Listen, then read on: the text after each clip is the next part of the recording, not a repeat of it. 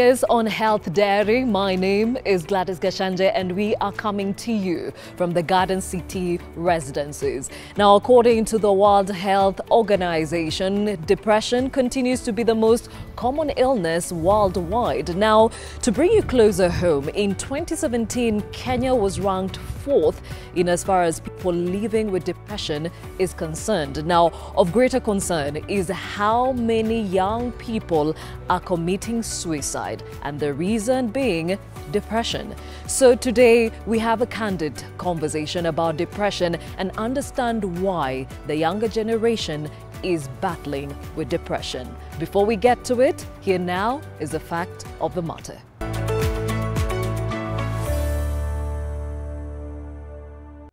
Depression is characterized by, among others, sadness, loss of interest or pleasure, feelings of guilt or low self-worth, disturbed sleep or appetite, feelings of tiredness, and poor concentration. Depression can be long-lasting or recurrent, substantially impairing an individual's ability to function at work or school or even cope with daily life. At its most severe, depression can lead to suicide. According to the World Health Organization, the mental state of the world's youth is of concern, with depression reported to be the third highest disease burden among adolescents globally. In Kenya, depression is the second leading cause of death through suicide among youth aged between 15 to 29.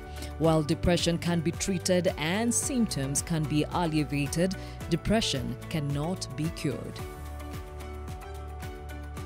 For my daughter, I think she started getting sick when she was about 14. Sometimes she'd go to school and she wouldn't be able to concentrate. And what happens when the mental illness is not acknowledged and treated, it comes out as psychosomatic illnesses. So she'd have headaches, she'd have stomach aches. She used to cut her arms, and I didn't realize it when it was actually happening that she was doing it. I just saw the scars later. But we're able to talk about it, and it is basically just a coping mechanism for whatever pain or whatever things she's feeling inside her. And so she would go for therapy, and it really helps because she'd be able to talk about the things that are on her mind. There was a season when there was a teacher in school who was basically bullying her. So in fact, for that season, I actually pulled her out of school until we were able to resolve the issue with the administration. Another season that she went into a very deep depression is when her biological father passed on. It really affected her. But I like the fact that she's able to talk. We have built a very good relationship over time. There are days when she almost goes for 2 or 3 days without eating a proper meal. There are times when maybe you're supposed to be doing something with her and she's snapping at you. Sometimes it's anger, an unreasonable amount of anger.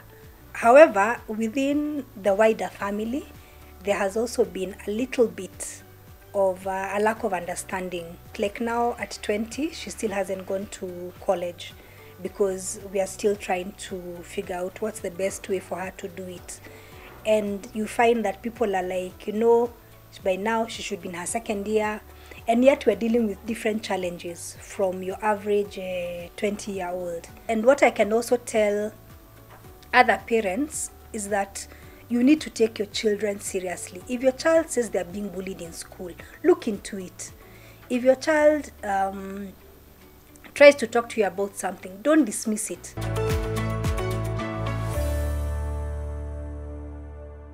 Well, depression is the leading cause of death among the youth between 15 and 29. Yet, this is a conversation that we are yet to have, and have it candidly. That is what we're going to have today. And to help me do that is Dr. Boniface Chitai. He is a psychiatrist, and Corinne Kahi, who is living with depression. Thank you for your time.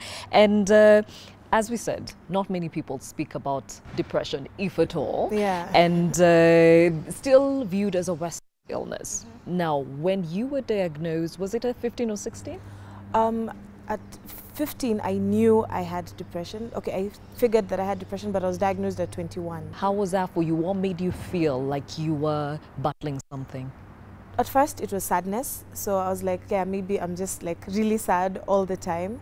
But I realized that I had a problem when I began to attempt suicide and contemplate it and actually like attempt. It's just that it didn't work. And even then, mental health wasn't being discussed as much as it is now.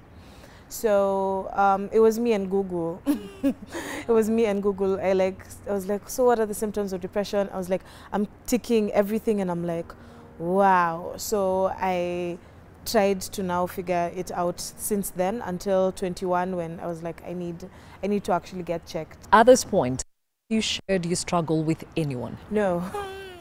I hadn't spoken to anyone because like my friends knew I was sad sometimes, but no one really, like it didn't go beyond that. In adolescence, you're going through a lot of, no one really cares at that moment. When you tell, your parents wouldn't really understand. You also have, it has a shame to it, where you know, I'm sad, but you don't want to look like you're having a pity party and like you need to kind of man up or girl up, I don't know. Okay, Dr. Chitai, does that sound familiar, going by the experience you have with the many that walk through your doors? Gladys, every experience is different. Everybody goes through their own experience, and it's because human beings are unique individuals. Every person is shaped by their own experiences. And so how these things manifest will be different for different people. And but commonly, what is there is that there'll be sadness, like Corinne says, for most people, and there'll be lack of interest in any activities that bring pleasure. And you know, like eating, watching movies, going out with friends. No, a person will not derive any pleasure from that. And there'll be also just lack of energy. You'll simply not be interested in you know, lose hope in the future. And generally, you'll have poor appetite, which then you may lose weight. Some people eat more, so they gain weight, and you lack sleep. So in the case that she was not able to tell anyone because of what she thought it would be interpreted as, sounds familiar. Yes, sounds familiar, because you want to maintain your personal dignity within the society. And a label of a mental illness comes with a lot of disadvantages and disability then that is brought because of that. And so nobody, you know, wants that label on them. Because now people will underestimate your abilities in school, at work, you know, within the family. Yeah, it may undermine your own authority within the family. And also the adolescent stage, where it occurred for her, is the period when people are considered to be going through emotional turmoil, trying to discover who they are. And so people will ignore these things and say, okay, you're just growing up, you'll get over it. Now, Corinne, at 21, you were finally diagnosed. At that point, why are you now brave enough to at least share with your family members? I did share with my family members at 23. 2 years later. Yes. Mm-hmm. But I was able to share with my friends at that moment. And what was the reaction with the friends? My friends understood, I think, because our generation is now more aware of it. So some understood, but I wasn't ready to tell the world yet. But I was able to tell just the few friends that I trusted, and they've been there for me. Like until now, oh, trust me, they've been the strength and the support, which is a really important thing. And at home, how was that taken? Our parents really don't understand mental health. Like to them, it's like, yeah, we all went through bad things, but you know, like you just take it in and move on. So they really didn't understand what you need to be depressed for. You're a child, or you've not started paying bills, you've not started like having real stress. When I told them even about suicide, of course they were angry because to an African parent, you wanted to kill yourself. Why are you thinking about us? You know, like it becomes, I don't know, they feel like it's offensive, like it's selfish. So it was taken a bit heavy by my family, but they eventually warmed up, and we don't talk about it much though. To date? Yeah, even to date, yeah. But it's not because they don't care, it's because they don't know how to handle it. So, Okay, now, Dr. Chitai, before we take a short break, depression is the second leading cause of death among the youth, as I had mentioned earlier. And actually, at least 12 university students are said to have taken their lives in 2018 due to depression. So clearly, it is something that is top of the list and points at suicides. Why now more than before? A lot of illnesses are increasing generally, and globally, depression is one of the illnesses that causes great disability and is said to be increasing to take even second position among the diseases that cause the greatest disability by next year, 2020. That was the projection below cardiovascular diseases. Probably some of the reasons that have been given as to why now more than before. One is just increased awareness. We may be seeing it more because more people are now aware that this is an illness. Previously, probably it was not considered an illness by many, had other explanatory models that they used, so we didn't know. And then lifestyle changes in our time, whereby there are more family disruptions than before, and we know that these are some of the contributory factors to depression. So these numbers, as Dr. is saying, are higher now, or maybe we know more about it now. When we come back from the break, they say the home and the church are the best place to help deal with depression. Is that the case? When we come back, Corinne will answer that question. Stay with us.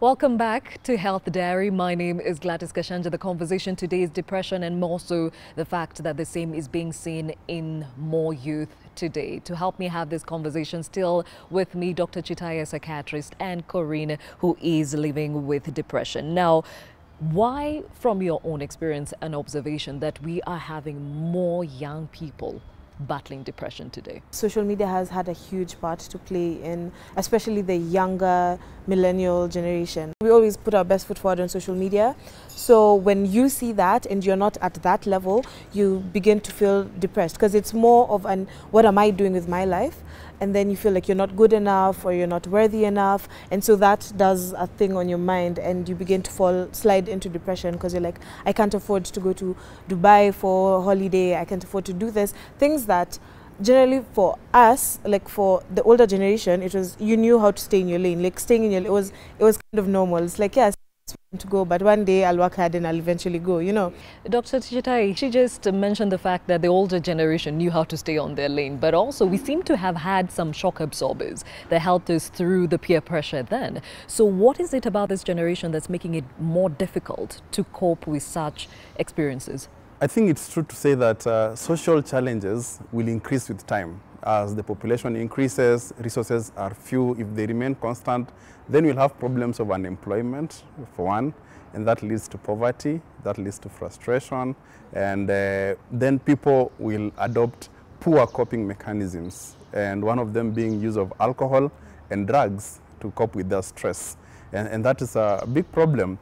Perhaps the previous generation, and even now, I mean, there are mechanisms that can be positive for coping, and that includes things like sports, people being involved in sports, people being involved in more face-to-face interactions rather than social media, and also embracing spirituality are ways in which people can live healthier lives. Corinne, you mentioned that even as you came out to your family, it was difficult for them to take it in, but you also came out to the church.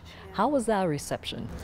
Well, the first time I spoke to a pastor about it, he told me that I just need deliverance. Yeah, like kutolewa mashetani.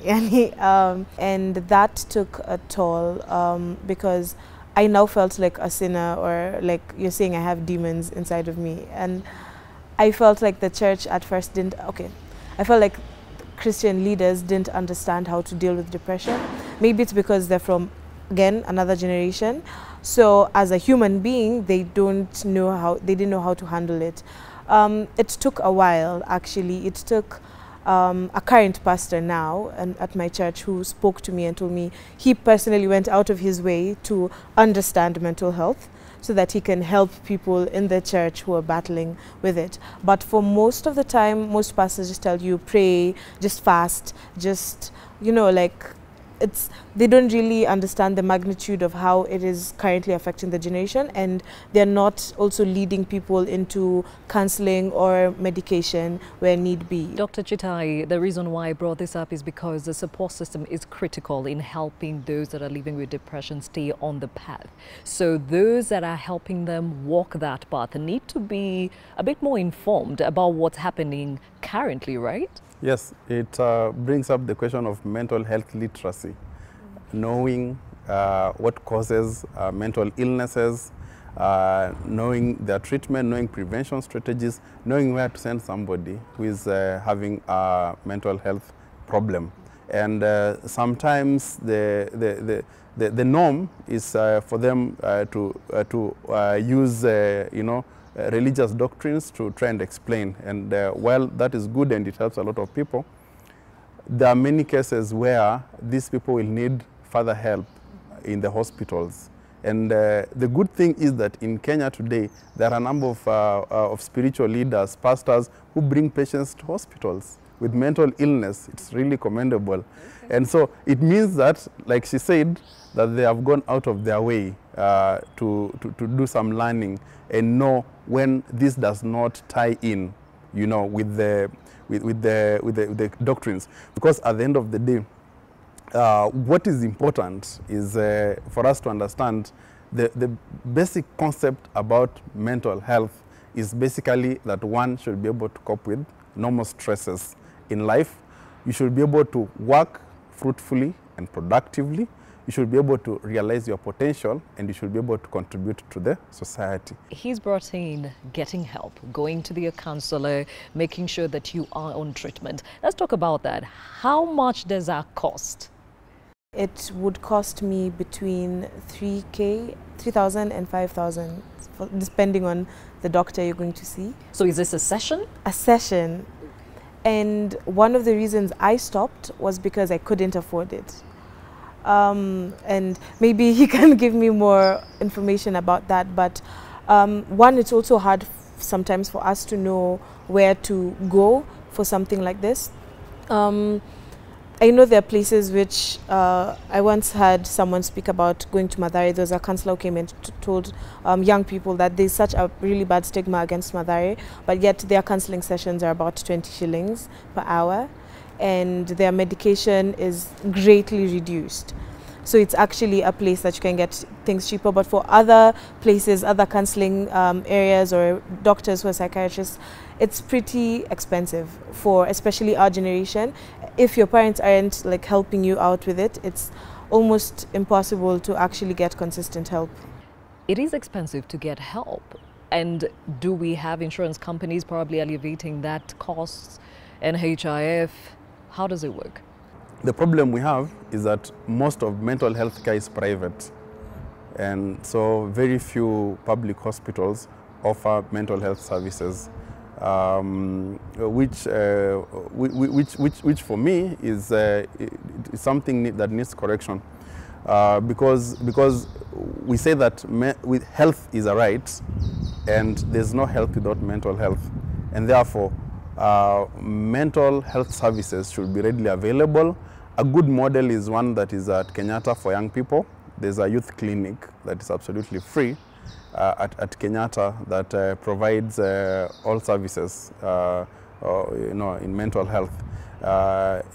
In Mathare, there's no specifically youth services, so there's just adult services. But generally, we need a model that ensures youth-friendly mental health services in all counties. That's when we'll be able to adequately deal with this problem. Insurance companies will vary from company to company, but yes, now we have insurance companies that cover mental health services. In fact, it is illegal to discriminate against somebody who has a mental illness, including substance abuse.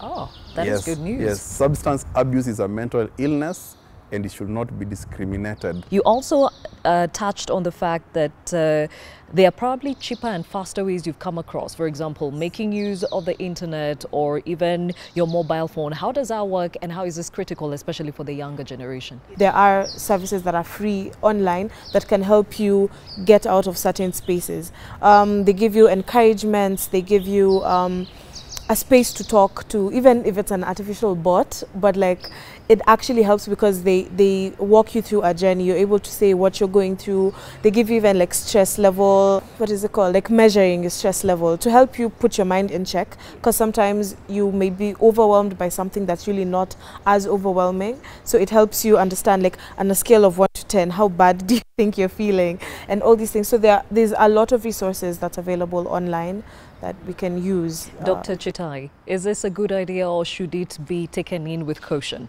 You have to assess the sources, you know, assess the sources, ensure they are reliable. Personally, from a professional point of view, I trust more sources that are attached to universities, generally. If it's attached to a university, I trust it more, or a hospital. You know, if it's an online source, I trust it more. You know, just random sources could also bring, you know, come with a bit of risk. And so we should caution people. However, the positive in this is that the only difference between mental illness and, there's no difference really between mental illness and physical illness.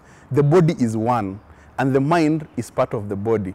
The mind, all this thing we call mind, which is just about our thoughts, our emotions, and our memory, they all come from the brain, which is part of the physical body. So there's no separation between the mind and the body, and therefore there should be no separation between mental illness and physical illness. They are all physical anyway, you know. And there's a lot of studies that have been done to show that a disease like depression has origins from genetics, from the biology. The structure of the brain is altered in depression, and when we give medication and do psychotherapy, there are changes that take place in the brain to heal it. And therefore, our society needs to take more interest in learning. Our schools, teachers need to be trained more about mental health, to teach young people from a young age to know about mental health, to take care of it, protect it, because we cannot have a society developing without good mental health. Fantastic. Yes. Well put. Again, as you've heard, that mental literacy is of importance if we are to reduce those numbers amongst the youth that are going up and up every day in as far as the struggle of depression is concerned. Thank you for your time. It has been Dr. Chitai, psychiatrist, and Corinne, who is living with depression. We now look at the health tip.